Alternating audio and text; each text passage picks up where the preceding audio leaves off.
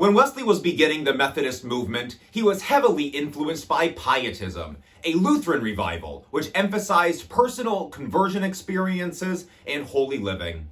But some Pietists in the Moravian Church began to teach a doctrine that Wesley thought was beyond the pale for historic Christianity. Namely, that as soon as someone becomes a believer, that they are cured from all internal sinning, to the extent that a true believer would have no more sinful desires at all.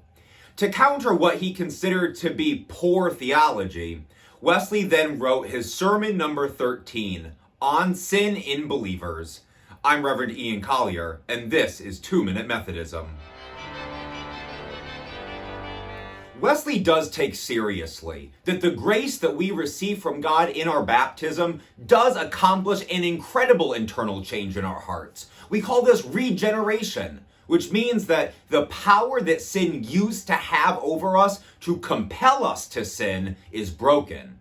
However, while Wesley teaches that a true believer should and in fact must take up that power and not commit any outward sins, he also clarifies that just because the power of sin to rule us has been canceled, some sinful desires remain, even in someone who has true faith.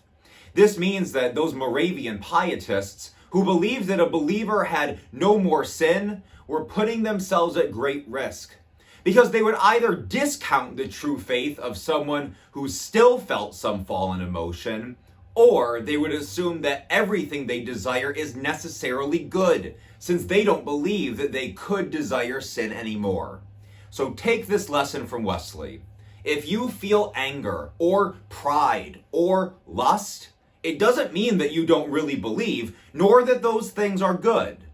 Instead, as someone that sin still infects but does not control, our lifelong task is to use the freedom God gives us to subdue those thoughts and to live a holy life.